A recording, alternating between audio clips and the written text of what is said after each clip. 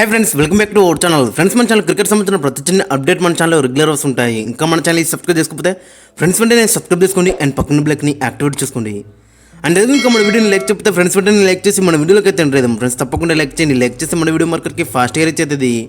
T20 ప్రపంచ cup 2024 అసలు పోరుకు ముందు టీమిండియాకు మంచి ప్రాక్టీస్ లభించిందని చెప్పుకోవచ్చు. శనివారం న్యూయార్క్ వేదికగా వార్మప్ మ్యాచ్లో భారత్ జట్టు బంగ్లాదేశ్ను 60 రన్స్ తేడాతో చిత్తు చేసిందని చెప్పుకోవచ్చు.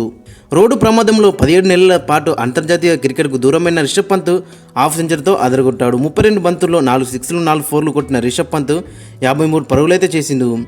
ఇక రిటైర్డ్గా వెనుదిరిండు. మునుపటి తరహాలో రెచ్చిపోయిందని చెప్పుకోవచ్చు. ఇంకా అంతకన్నా మంచి ఫామ్తో అయితే దూసుకొచ్చిందని చెప్పుకోవచ్చు. ఇక ఆ తర్వాత మనం చూసుకుంటే హార్దిక్ పాండ్యా దగ్గర నుంచి కూడా మంచి నాకైతే వచ్చిందని చెప్పుకోవచ్చు. ఐపీఎల్లో మనం చూసినాక ఎంత ట్రోల్ అయిందో. ముంబై ఇండియన్స్కి మరి అక్కడ కెప్టెన్సీగా ఉన్నా కానీ ఒక్క మ్యాచ్ విన్నింగ్ కూడా రాలేదు. బట్ ఈ మ్యాచ్లో మనం చూసుకుంటే అక్కడ 40 కొట్టింది 23 బంతుల్లో.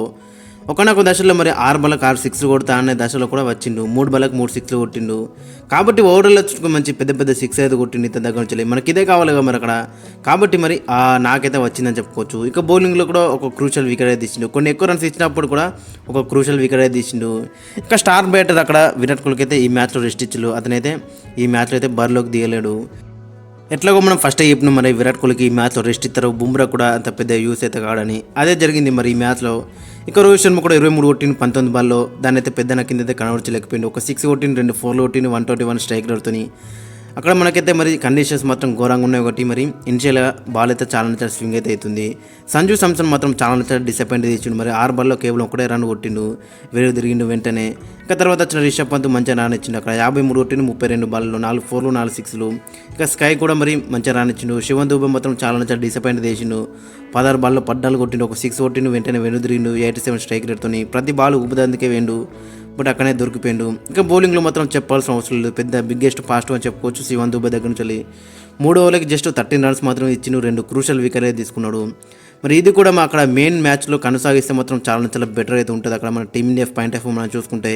ఇక తర్వాత హార్దిక్ పాండ్యా మంచిగా రన్ ఇచ్చిండు. జడేజా కొంచెం డిసప్పాయింట్ చేసిండు. ఇక తర్వాత బౌలింగ్లో మనలో చూసుకుంటే మరి అక్కడ హర్షదీప్ సింగ్ 3 ఓవర్లకి జస్ట్ 12 రన్స్ మాత్రం ఇచ్చి 2 క్రూషల్ వికెట్ తీసుకున్నాడు. ఇనిషియల్ స్పెల్ మాత్రం చాలా అద్భుతంగా రాణించని చెప్పుకోవచ్చు. ఇక బుమ్రా ఒక 2 ఓవర్లు వేసిండు, ఒక వికెట్ తీసుకున్నాడు. సిరాజ్ ఒక వికెట్ తీసుకున్నాడు. అక్షర్ పటేల్ ఒక వికెట్ తీసుకున్నాడు. హార్దిక్ పాండ్యా ఒక వికెట్ తీసుకున్నాడు. శివన్ దుబే 2 వికెట్లు తీసుకున్నాడు. అక్కడ మనం చూడాల్సింది రవీంద్ర జడేజాకి అయితే వికెట్ రాలే, అక్కడ కుల్దీప్ యాదవ్కి వికెట్ రాలేవు. బట్ వాళ్ళు కూడా ఎకనామికల్ స్పెల్ అయితే వేసినా చెప్పుకోవచ్చు. ఓవరాల్లో చూసుకున్నాం మరి మనలో అయితే మంచిగా రాణించలు, అందరికి కూడా మంచి ప్రాక్టీస్ అయితే దొరికిందని చెప్పుకోవచ్చు. ఇక రాబోయే మ్యాచ్ వచ్చేసి అక్కడ ఐర్లాండ్తో జరగబోతుంది ఆ మ్యాచ్ అనేది. అక్కడ మనం చూసుకుంటే ఓపెనర్స్ ఏమైనా అక్కడ విరాట్ కోహ్లీ అండ్ రోహిత్ శర్మ అయితే బరిలోకి దిగి ఉన్నారు ఇద్దరు కూడా. అక్కడ మనం ఫస్ట్ మ్యాచ్లో వార్మప్ మ్యాచ్లో చూసినాం కాబట్టి అక్కడ జైస్వాల్ అయితే పక్కన పెట్టి అక్కడ సంజు శాంసన్కి అయితే ఓపెనింగ్ ఇచ్చిళ్ళు. కాబట్టి అక్కడ మనకి క్లియర్ ఇండికేషన్స్ అయితే మనకు కనబడుతున్నాయి. అక్కడ ఖచ్చితంగా విరాట్ కోహ్లీ అండ్ రోహిత్ శర్మ ఓపెనింగ్ చేస్తారనేది. మరి అలా చేస్తే మాత్రం చాలా బెటర్ ఉంటుంది. ఎందుకంటే మిడిల్ ఆర్డర్లో అక్కడ శివన్ దుబేని ఆడించే అవకాశం ఉంటుంది. అండ్ శివన్ దుబే 2-3 ఓవర్లు బౌలింగ్ వేస్తాడు కాబట్టి అక్కడ మనకి ఇంకో బౌలింగ్ ఆప్షన్ కూడా మనకు కనబడుతుంది. కాబట్టి ఖచ్చితంగా శివన్ దుబేని ఆడించుతుంది. అక్కడ జైస్వాల్ అయితే లాస్ట్ మ్యాచ్లో వార్మప్ మ్యాచ్లో డ్రాప్ అయితే వేసినా చెప్పుకోవచ్చు. ఇక సంజు శాంసన్ ప్లేస్లో విరాట్ కోహ్లీ అయితే బరిలోకి దిగుతారు. ఇద్దరు అక్కడ ఓపెనర్స్ ఇద్దరు మనకి మంచి స్ట్రాంగెస్ట్ ఓపెనింగ్ పేరు అయితే కనబడుతుంది. రోహిత్ శర్మతో పాటు విరాట్ కోహ్లీ. రోహిత్ శర్మ గురించి మనందరికీ తెలిసిందే, విరాట్ కోహ్లీ గురించి కూడా మనందరికీ తెలిసిందే. లాస్ట్ ఐపీఎల్ సీజన్లో మరి ఏ విధంగా రాణించడం మనందరం చూసినాం. విరాట్ కోహ్లీ ముఖ్యంగా ఆరెంజ్ క్యాప్ గెలుచుకున్నాడు ఓపెనింగ్లో దిగే. ఇక రోహిత్ శర్మ కూడా మనకు తెలుసు మరి T20లో 5 సెంచరీలు ఉన్నాయి ముఖ్యంగా ఇంటర్నేషనల్స్లో. కాబట్టి మనకి మంచి ఓపెనింగ్ పేరు అనేది కనబడుతుంది. లెఫ్ట్ రైట్ కాంబినేషన్ మిస్ అయినా అక్కడ మనకి ఎక్స్పీరియన్స్ అయితే కనబడుతుంది. ఇక నెంబర్ 3లో చూసుకుంటే రిషబ్ పంత్ లాస్ట్ మ్యాచ్లో మనం చూసినాక 53 కొట్టిన 32 బాల్లో 4 ఫోర్లు 4 సిక్స్లు 165 స్ట్రైక్ రేట్తోని. మరి ఈ మ్యాచ్లో కూడా అదే కంటిన్యూ చేస్తే మాత్రం చాలా బెటర్ ఉంటుంది. ఇక నెంబర్ 4లో చూసుకుంటే యాజ్ యూజువల్గా సూర్యకుమార్ యాదవ్ బరిలో దిగుతాడు. 31 కొట్టిన 18 బాల్లో 4 ఫోర్లు 4 సిక్స్లు. ఈ మ్యాచ్లో కూడా అలాంటి నాకు వస్తే మాత్రం చాలా బెటర్ ఉంటుంది. ఖచ్చితంగా టీమిండియా అయితే గెలుస్తుంది. ఇక నెంబర్ 5లో చూసుకుంటే శివన్ దుబే బ్యాటింగ్లో డిసప్పాయింట్ చేసినా కానీ బౌలింగ్లో మాత్రం 3 ఓవర్లకి 13 రన్లు ఇచ్చి 2 క్రూషల్ వికెట్ అయితే తీసుకున్నాడు 4.3 ఎకనంతో. అండ్ బ్యాటింగ్లో గిట్ట కుదురుకుంటే మాత్రం ఖచ్చితంగా డేంజరస్ టీమ్గా కనబడుతుంది మన టీమిండియా అయితే. మరి హోప్ఫుల్లీ మన అక్కడ మనం చూడాలి. మరి శివన్ దుబే దగ్గర నుంచి ఒక పెద్ద వస్తే మాత్రం చాలా బెటర్ ఉంటుంది ఐర్లాండ్ పైన. ఇక నెంబర్ 6లో చూసుకుంటే హార్దిక్ పాండ్యా 40 కొట్టిన 23 బాల్లో 2 ఫోర్లు 4 సిక్స్లు 173 స్ట్రైక్ రేట్తోని. బౌలింగ్లో కూడా ఒక క్రూషల్ వికెట్ తీసిండు. మరి కొన్ని ఎక్కువ రన్స్ ఇచ్చినప్పుడు కూడా ఒక క్రూషల్ వికెట్ తీసిండు. లాస్ట్ ఐపీఎల్ ఇబ్బంది పడ్డా కానీ మరి సరైన టైంకి అయితే కంబ్యాక్ చేసిన చెప్పుకోవచ్చు హార్దిక్ పాండ్యా.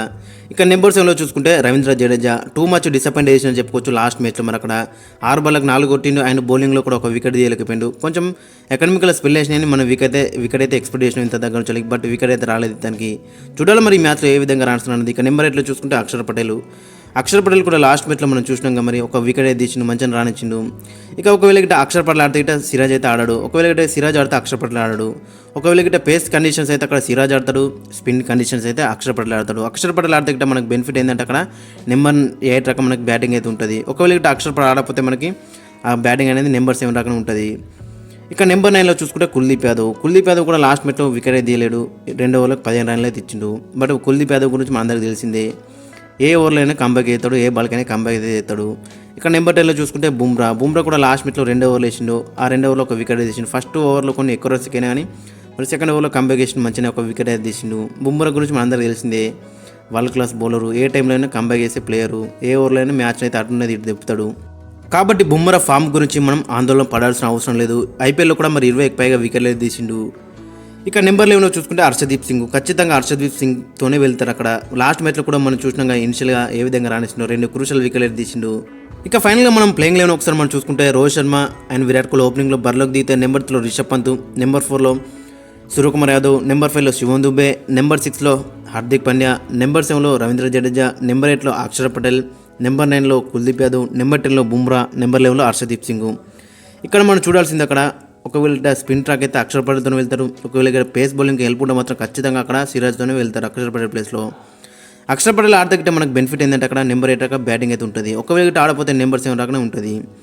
కాబట్టి ఖచ్చితంగా మరి అక్షర్ పటేల్తో వెళ్ళే అవకాశం ఉంటుంది. బట్ లాస్ట్ మ్యాచ్లో మనం చూసినాక న్యూయార్క్ పిచ్ అనేది కొంచెం పేస్ బౌలర్లకు అనేది హెల్ప్ ఉంది కాబట్టి మరి అక్కడ సిరాజ్తో వెళ్ళే అవకాశం కూడా కనిపిస్తుంది. సిరాజ్తో వెళ్తే గిట్ట అక్కడ మనకి బ్యాటింగ్ అనేది డీప్ అయితే మనకు కనబడతలేదు. మరి చూడాలి మరి టీమ్ మేనేజ్మెంట్ ఎలాంటి నిర్ణయం తీసుకుంటారో. మనం లాస్ట్ మ్యాచ్లో మనకు క్లియర్గా చూసినాం అక్కడ పేస్ బౌలర్కి మాత్రం టూ మచ్ హెల్ప్ అయితే ఉంది. అక్కడ శివన్ దుబే కూడా మంచి అక్కడ హెల్ప్ అయితే అయింది. కాబట్టి మరి అలాంటి బౌలర్కి హెల్ప్ అయిందంటే మరి అక్కడ సిరాజ్ కూడా మరి ప్లేయింగ్ లెవెల్లో ఉండే అవకాశం అయితే మనకు కనిపిస్తుంది.